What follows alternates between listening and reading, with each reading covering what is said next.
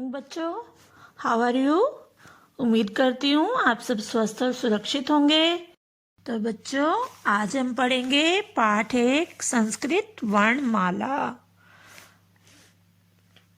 वर्णमाला किसे कहते हैं? वर्णों के व्यवस्थित समूह को वर्णमाला कहते हैं।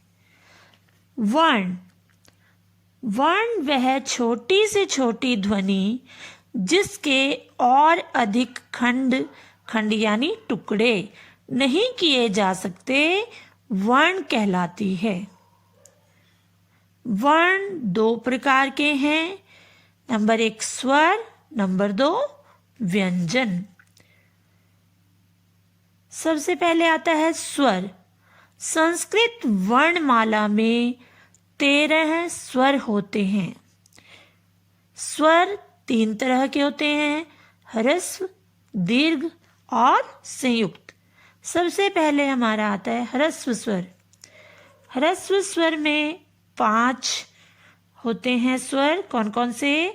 अ, इ, उ, री, लरी। फिर आता है हमारा दीर्घ स्वर। दीर्घ स्वर संख्या में 4 होते हैं। कौन कौन से? आ, ई, उ, री। फिर आता है हमारा संयुक्त स्वर। संयुक्त स्वर संख्या में 4 होते हैं।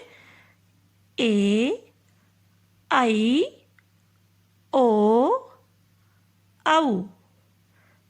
तो कुल स्वर कितने हो गए? 13। अब हम देखेंगे व्यंजन। व्यंजन मुख्यतः 3 प्रकार के होते हैं। कौन कौन से? स्पर्श व्यंजन, अंतस्थ व्यंजन, ऊष्म व्यंजन। सबसे पहले है हमारा स्पर्श व्यंजन। स्पर्श व्यंजन में 5 वर्ग होते हैं और प्रत्येक वर्ग में 5 व्यंजन होते हैं। पहला होता है कवर्ग, क, ख, ग, घ, ण। दूसरा है हमारा चवर्ग, च, छ, ज, झ, य। टवर्ग, ट, ठ, ड, ढ, ण। तवर्ग, त, थ, द, ध, न। पवर्ग, प, फ, ब, भ, म। फिर आता है हमारा अंतस्थ व्यंजन। अंतस्थ व्यंजन 4 होते हैं। कौन कौन से? य, र, ल, व। फिर आता है हमारा ऊष्म व्यंजन। ऊष्म व्यंजन भी 4 होते हैं। कौन कौन से? श, श, स, ह। बच्चों, आपने देखा ये जितने भी व्यंजन हैं इनके नीचे हलंत लगा हुआ है। हलंत का मतलब होता है आधा। कोई भी व्यंजन तभी पूर्ण होता है जब हम उसमें स्वर मिला देते हैं। यानी क हलंत प्लस अ लिखेंगे तो हम उसे पढ़ेंगे कै। यानी कै आपने नर्सरी कक्षा में पढ़ा होगा, क से कबूतर। अब आता है अयोगवाह।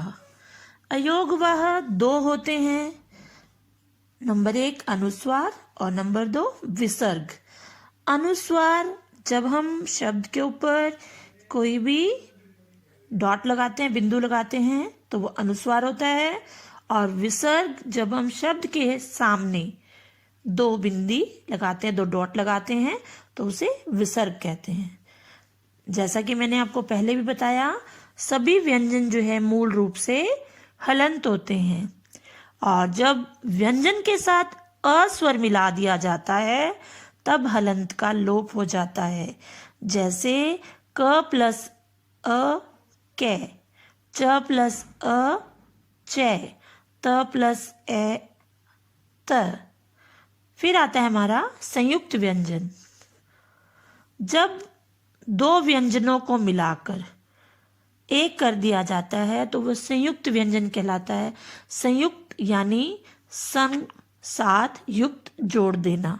यानी जब 2 व्यंजनों को एक साथ जोड़कर इकट्ठा कर दिया जाता है, मिला दिया जाता है, तो वह संयुक्त व्यंजन बन जाता है। जैसे क प्लस श बन जाता है क्ष, क्षमा, कक्षा। त प्लस र, त्र, जैसे पत्र, नेत्र। ज प्लस य, ज्ञ, ज्ञान, विज्ञान। श प्लस र, श्र, परिश्रम, आश्रम। द प्लस य, द्य, विद्या, उद्यान। प प्लस र, प्र, प्रसन्न, प्रणाम। अब आता है हमारा वर्ण संयोजन। वर्ण संयोजन, संयोजन यानी संयोजन। योजन मीन होता है जोड़ना, सम मीन साथ, साथ जोड़ना, यानी वर्णों को परस्पर जोड़ने की क्रिया वर्ण संयोजन कहलाती है। फिर आता है हमारा वर्ण विच्छेद। विच्छेद यानी तोड़ना, टुकड़े करना। किसी शब्द के अक्षरों को क्रमानुसार अलग करने की क्रिया वर्ण विच्छेद कहलाती है। शब्द के अंत में जो अक्षर हो उसी अंत वाले अक्षर से वह शब्द कहलाता है। जैसे अ से अकारांत, आ से आकारांत। इसी प्रकार अन्य इकारांत, उकारांत, ऋकारांत आदि होते हैं। जैसे हमारे पास शब्द है बाल।